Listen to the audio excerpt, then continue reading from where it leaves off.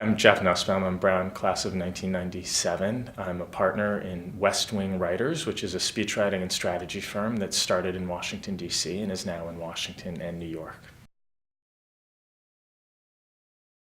I was a White House intern in the summer of 1995. That would be after my sophomore year at Brown University. And the chief speechwriter for Vice President Gore, whose office I was interning in, quit, which should have been probably a little bit of a warning about the rigors of the profession, but I saw it as an opportunity to dig in. And so that summer I ended up having the opportunity to write speeches for the then Vice President of the United States. I came back to Brown and really doubled down on my writing.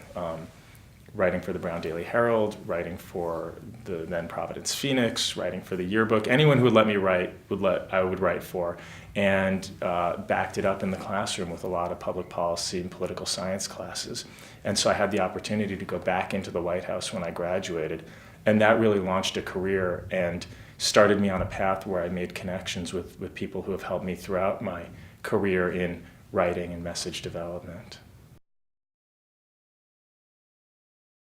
One of the truly fun and exhausting and gratifying things I do is every 4 years I've helped run the speechwriting operation at the Democratic Convention. So I've done that for the last 4 conventions, and that's a fun opportunity to see old friends, but even beyond that, to help a lot of new and rising talents introduce themselves to the nation and the world and advance, the party nominee's agenda. So the last 2 conventions in particular have been gratifying, successful, not just for President Obama, but for a lot of other Democratic talent who wanted to make a mark.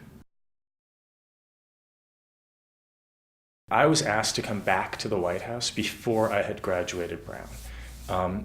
And part of me thought I should just stay here and stick it out and finish up here at Brown. And then I was encouraged and supported, at least, in saying, you know what, I can figure out how to finish Brown. This opportunity may not come again. So I think even if you're on a preconceived path, you have to be open to stepping off of that path, even just a little bit, to take advantage of what comes. That was certainly something early in my career. The other thing I've seen is that the people who I know in Washington who start on a straight line at their goal seem to be the ones who are a little less likely to achieve it. The people who only define success by the goal tend to forget a little bit to enjoy the journey, and those who enjoy the journey and are willing to explore the tributaries as much as they are the river tend to find that they indulge new passions, find new opportunities, form relationships that lead to things later on. So yeah, I'm not arguing against having a direction, but I am arguing for being flexible enough to be willing to change course a little bit along the way. One of the challenges in Washington, of course, if you're in politics, is that it's brutal in a way. I mean, your only job security is 2 or 4 or 6 years or less. I mean, you can believe in something wholeheartedly and devote your life to someone wholeheartedly, to have them washed out at the whim of the electorate. So for me, the challenge has been, and this has been the challenge in moving from government and public sector work to a company that is largely private sector, is that sense of meaning that sometimes comes from working for someone in whom you believe deeply needs to be replaced by a sense of meaning that you find in the work itself.